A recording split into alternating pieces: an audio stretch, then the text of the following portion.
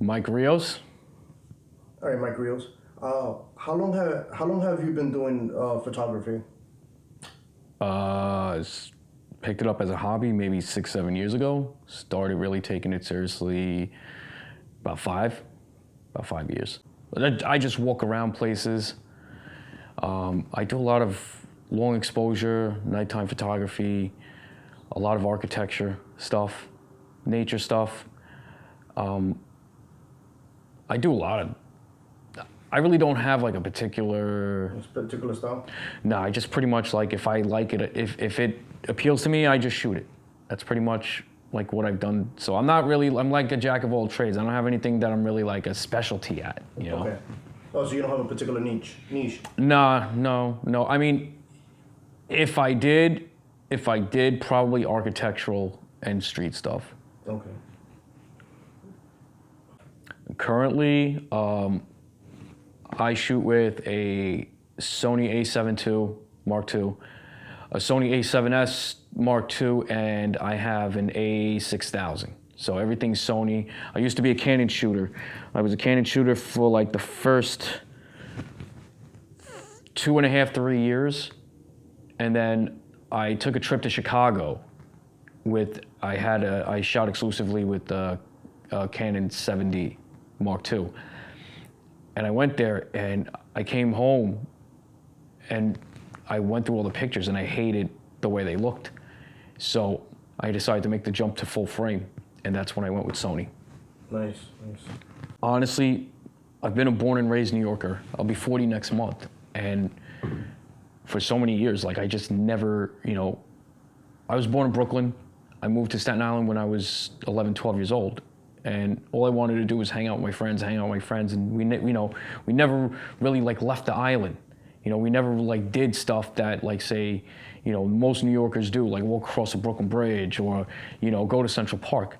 So what inspired me was exploring more of the city, because it's something that I never did as a kid or as an adolescent, a teen, or even a young adult.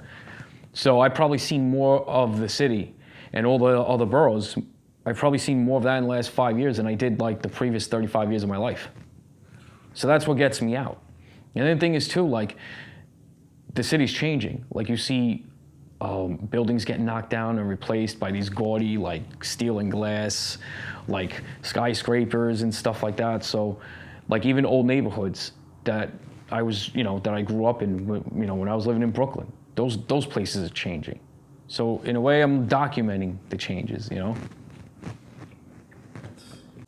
Oh man, I really can't think of like any particular person. Like I have like there are a number of people I follow on Instagram. I mean, the names can't come, the names don't come to me right now, but one of the things about sites like Instagram, you see all types of stuff, and sometimes you'll try to recreate it and give your spin on it, or sometimes you might see a location and you'll be like, let me go to that location and get the shot. It's not so much people, it's just really like social media. Like I think whether it's Instagram or it's like Facebook, I'm in a number of photography groups on Facebook. Instagram, Facebook, even, up until recently, Flickr. You go to these sites and you look at stuff and it just pushes you to want to get out and, not necessarily like bite from somebody who's done it before, but no two people are going to take a picture the same way. Mm-hmm. Whereas like, I might take a picture of the New York skyline, but it's going to look vastly different than somebody else's because their perspective is going to be different than mine. The way they edit it is going to be different than the way I edit. Mm-hmm. So it's really nobody in particular. It's just whatever I see on the internet, on social media. It could be something that followers post. It could be something that my friends on Facebook post, and I just run with that. Nice. In the next 5 years, what would you like to do with your photography?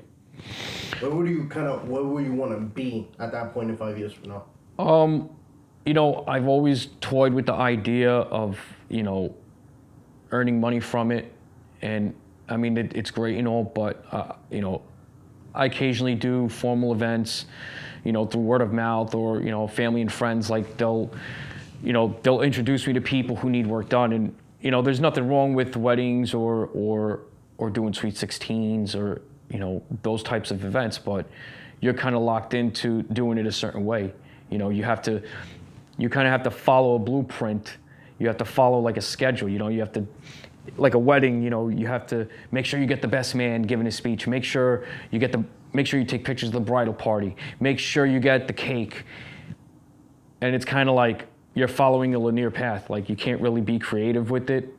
So I'm not really, at this point, I'm not really sure that making money of it and it is a thing, because the thing is too, everybody's doing it now. Yeah. You know, that's one of the cons. You know, when you measure pros and cons of social media, it's like everyone thinks they can do it. And, you know, cell phone cameras have come a long way, so a lot of people are doing it with cell phones. And then those who take it seriously, like, you know, these entry-level cameras now, they do a lot. Yeah. You know, like, and it doesn't matter, you know, whether you're shooting with a camera that's $2,000, $2,500, $3,000, or whether you're shooting with something that's a cell phone or an entry-level camera that's like $400 or $500. The gear doesn't matter. It's the person behind the lens. That's really it.